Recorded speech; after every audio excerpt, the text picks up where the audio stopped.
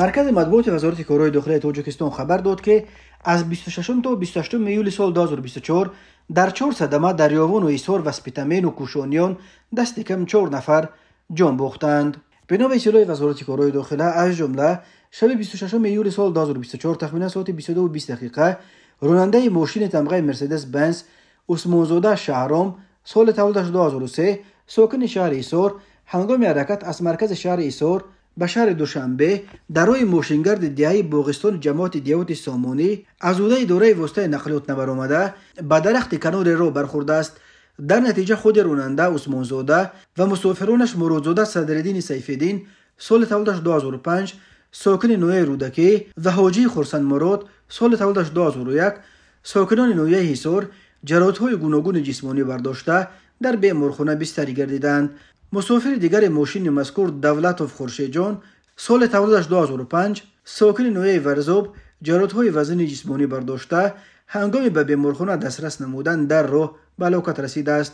همچنین 27 ایول سال 2024 تقریبا ساعت 15:30 راننده ماشین تمغه اوپل استرا جورایف ابراهیم سال تولدش 1995 ساکن نویه یووان هنگام حرکت از سمت نویه جمعی به سمت نویه یووان واقع در حدود دهه قلباد نویه یووان از عهده اداره ماشین نبرآمده به دیوار لب راه برخورده به جویبار آبگذر چپ شده است.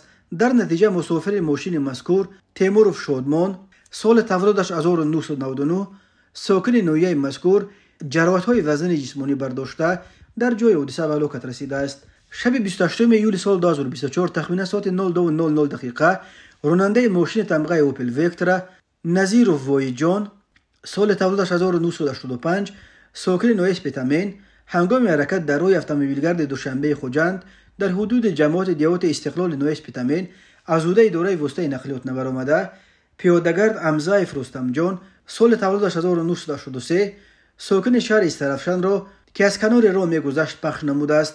در نتیجه پیادهگرد امزایف جراحت‌های گوناگون جسمانی برداشته در بیمارخانه به هلاکت رسیده است. و نیمه دوم روز 28 ایول سال 2024 تقریبا ساعت 15:50 راننده ماشین تمغه تویوتا کامری رجبوف عبدالعلیم سال تولدش 1997 ساکن شهر لیوکند هنگام حرکت از سمت شهر بختر به سمت شهر لیوکند در حدود نویه کوشانیان از عهده اداره واسطه نقلیات نبرآمده به ماشین تمغه اوپل استرا تحت اداره حلیموف بختیار سال تولدش 1979 ساکن شهر بختر برخورده است.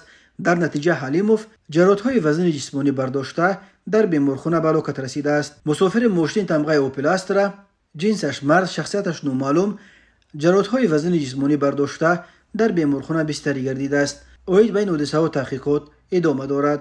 راه‌های تاجیکستان از لحاظ صدمه‌های مرگ‌آورش پرخطر دانسته می‌شوند. هر سال بر اثر صدمه‌ها در راه‌های تاجیکستان تا 400 نفر به هلاکت رسیده بیش از 1200 تن دیگر معیوب می‌شوند.